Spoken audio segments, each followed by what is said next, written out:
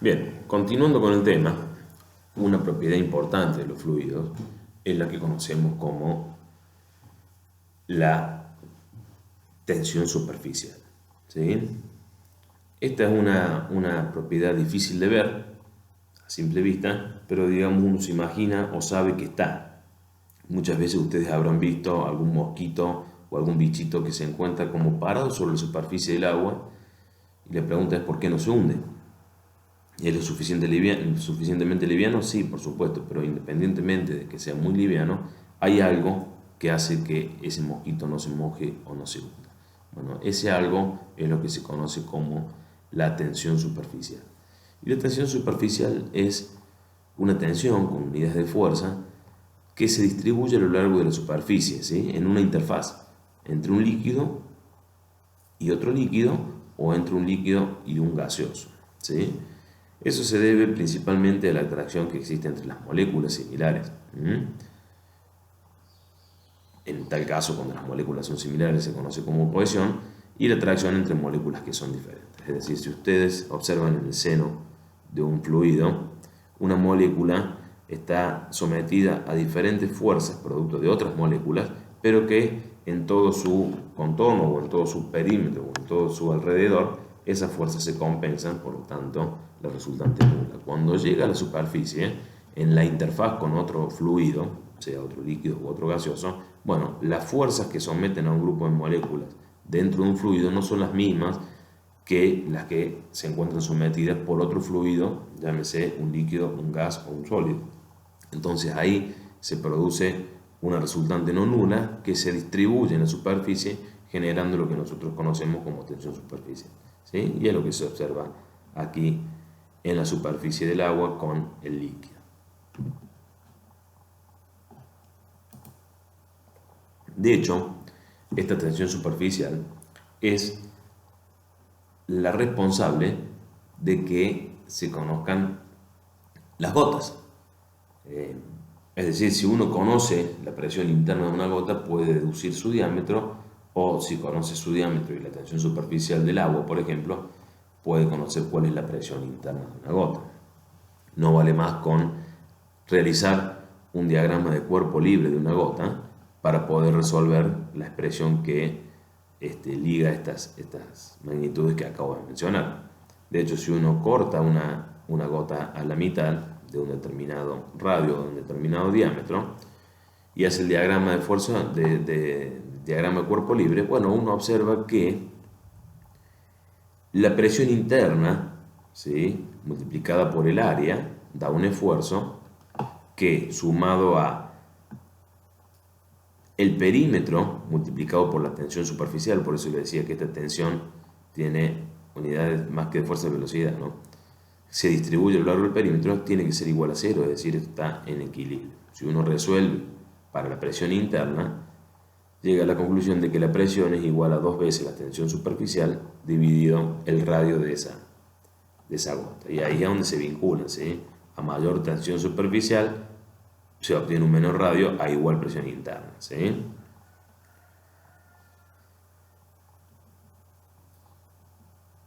Si suponemos ahora una burbuja, la cual se corta a la mitad, es decir, en la burbuja ahora adentro no hay agua, sino que hay aire, y el espesor es muy muy delgado, ¿sí?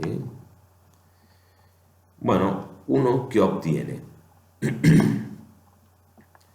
que la presión interna, ¿sí?, o la fuerza ejercida por la presión interna, es igual a 2 veces, ¿sí?,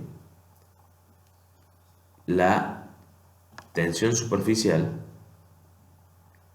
multiplicado por 2 veces el diámetro, es decir, porque esa tensión superficial se distribuye en los dos labios de ese espesor, el cual sabemos que es muy chiquito, por lo tanto podemos considerar que el radio es exactamente el mismo. Si resolvemos para esta situación, ahora nos queda que en una burbuja, es decir, donde adentro hay un fluido como aire, no una burbuja, no una gota de agua, bueno, la relación es muy similar, simplemente que en vez de 2 veces sigma, es 4 veces sigma. 4 veces la tensión superficial, y bueno, el radio queda vinculado a la presión interna a través de la tensión superficial en una diferencia de 2 con respecto de una burbuja. Estas dos situaciones se dan a raíz o por causa de lo que se conoce como tensión superficial.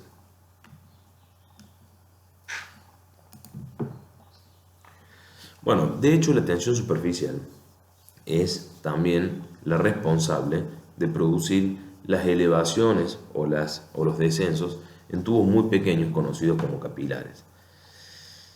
Esto tiene una importancia en todos aquellos que alguna vez hemos trabajado en algún laboratorio, cuando uno tiene que hacer una medición. Bueno, uno debe conocer cuál es este H o este delta H o esta sobrelevación o este descenso que se produce producto de la capilaridad. Porque uno al tomar una lectura en este tubo, bueno, debe conocer cuál es esta diferencia que puede obtener. ¿Sí? Si la adhesión del líquido con el sólido es mayor a la adhesión del mismo, subirá o viceversa, ¿sí? O sea, se pueden tener situaciones en donde el fluido dentro del capilar descienda o el fluido dentro del capilar ascienda, ¿sí? Bueno, resolver esta expresión no es muy compleja, digamos, lo único que tiene que hacer uno es efectivamente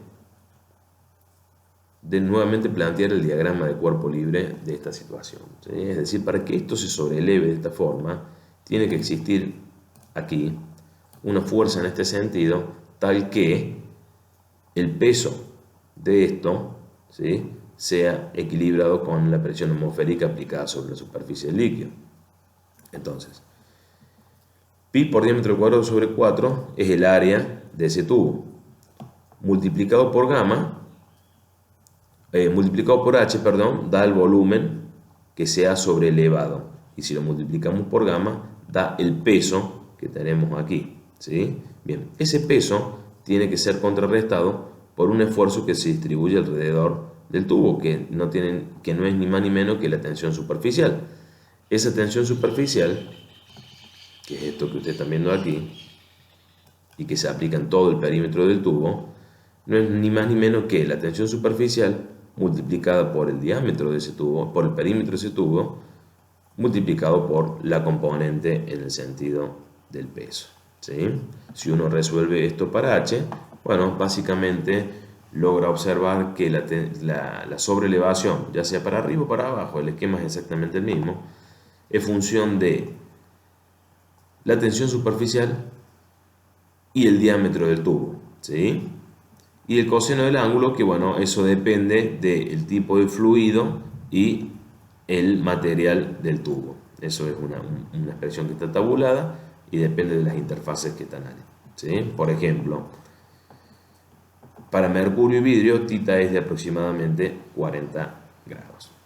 ¿Sí? Bueno, entonces es importante saberlo porque depende del fluido que tenemos aquí, el diámetro del tubo en el cual vamos a medir y el material del tubo, es necesario conocer este H para sumarle o restarle a las medidas que uno está observando, ¿sí? Si esto fuese un tubo, yo lo que quisiera medir es el nivel dentro de una tubería, bueno, debería restar o sumar esta sobrelevación o sobredescenso que se genera producto del efecto de capilaridad.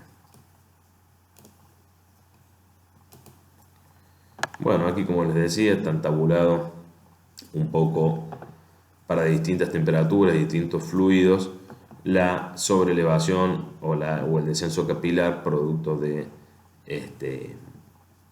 la tensión superficial para diferentes diámetros, ¿sí?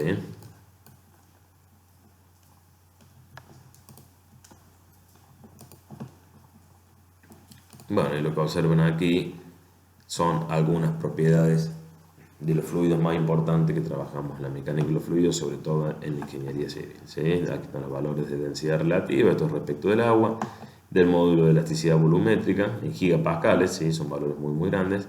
La presión de vapor es aquella presión para la cual el agua puede evaporarse en condiciones normales de temperatura, y los valores de tensión superficial. Fíjense que en este caso el sistema de unidades es el sistema internacional, ¿sí? Estamos hablando de pascales y newton. Bueno, con esta filmina damos concluido la etapa o la primera unidad de propiedad de los fluidos. Espero que les sea de utilidad. Como les digo, cualquier consulta, duda, está abierto el foro en el aula virtual y a partir de allí podemos retroalimentarnos en forma continua.